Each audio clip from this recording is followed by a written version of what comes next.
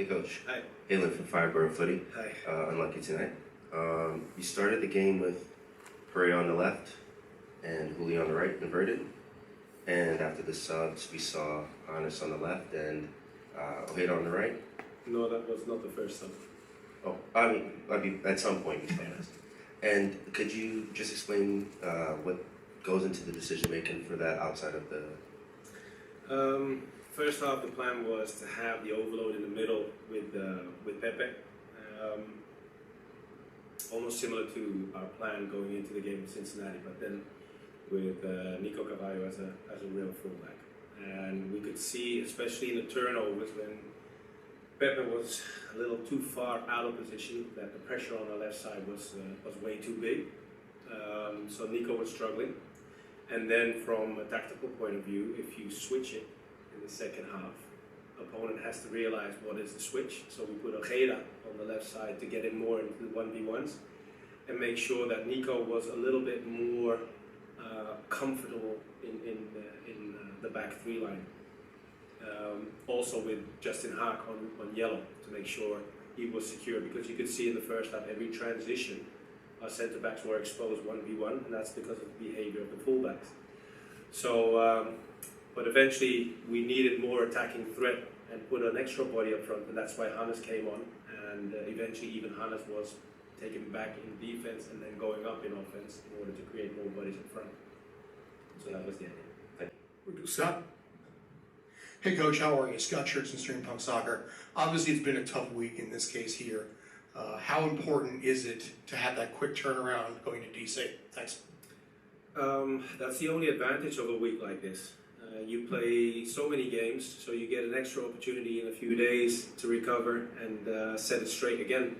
That was our plan going into this game also, even though over 50% of the starting 11 today wasn't involved in the game on Wednesday. But the defeat on Wednesday was on all of us, even the guys that didn't come with us to Pittsburgh. So we were very determined today to make sure that we set things straight. And if you go back to the first 20-25 minutes or so, we should have done that exactly, because we had a few opportunities where I think one or two sitters were there to get in a comfortable position, but we'll have to try again in DC on Wednesday. Matt? Hey Coach, Matt Mangum, Hudson River Blue. Hi. I wanted to ask about Alonso Martinez. Obviously last week Cincinnati misses the penalty, misses some chances, and then tonight in the first half missed that good look on goal. Yeah. He's kind of been, unlike himself recently in front of goal. Just what do you think led to his struggles, and how can he bounce back from that? Thank you. Well, Alonso's going to bounce back. I have no worries about that. He'll bounce back. He's a quality player. Of course, missing 2 penalties in the first 12 games is something that keeps everybody busy, so it will keep Alonso busy as well. But he's very determined on his targets for this season, so he'll be back. That's no problem. The other thing is that, and that's something we are aware of, the attacking threat in this game is too much depending on Alonso. So we expect more from guys like Pepe or Juli or Agu comes on, or Hannes, or eventually even Munzef, to support Alonso in the attacking threat that we should be creating. And that's been something that has been addressed from the beginning, because Alonso is a player with a lot of attacking threat, but he can't do it all by himself. We're going to do it with Michael, followed by Javier. Hi, Coach.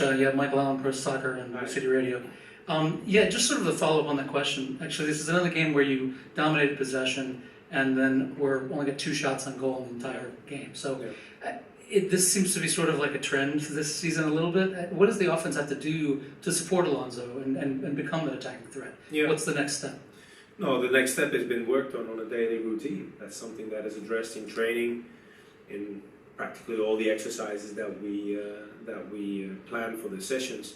And the thing is, if you look, for instance, at Ojeda, if you see him throughout the week, when he gets the 1v1s or the 1v2s, he is almost unbeatable.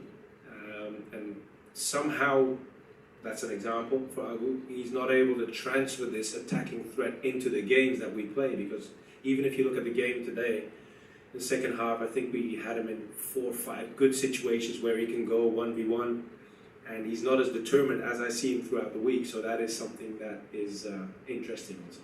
Can I just follow up on that really fast?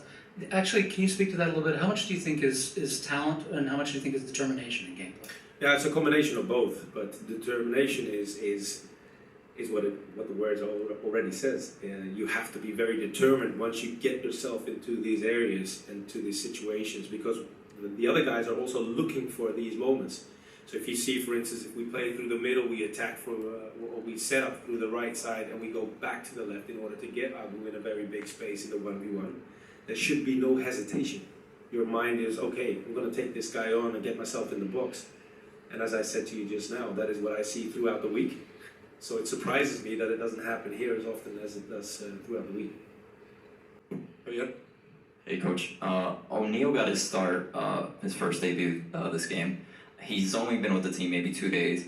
Was that just because a short week, or did you feel like he was ready to go right away? And what did you think of his debut?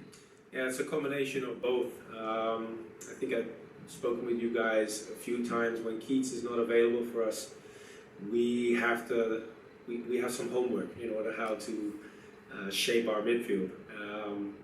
He wasn't available, and Aiden came in. We checked him. He trained with us for 2 days, and it looked good. So he was cleared for a maximum of 60 minutes because then the engine was empty. And as far as his performance, I think especially in the first half, he showed some good moments in collaboration with the other midfield players. His game understanding and awareness is at a good level. And he's only been with us for 2 days, and I've seen a couple of things that I really, really like, and that is for us to work on going forward. Final one would go with Joe. Pascal, is this one, when you look back at the 90 minutes, any concern at all in terms of kind of on-field leadership to kind of get everybody focused and back into a game that maybe on paper you should win coming in? Yeah, that's always the thing. On paper, Montreal comes here with 3 points, struggling to get those points. I think if you look at our MLS games in the last few weeks, we did okay, decent games. Attacking threat has been an issue throughout all the games, as I mentioned to your colleague just now. Leadership I'm not really worried about because I see Matt Fries grow in that aspect. I see Thiago does his job. Justin Haak is growing in that aspect. Maxi Morales is a very important guy for us. But as I said, it's a tough one because you get one moment in the second half where they escape and Nico slips and they get a good shot on target and a good goal. But for us to get ourselves in a comfortable position during these games, we should do more with the moments we get, like in the first 20-25 minutes, in order to get a game in our direction, if you will.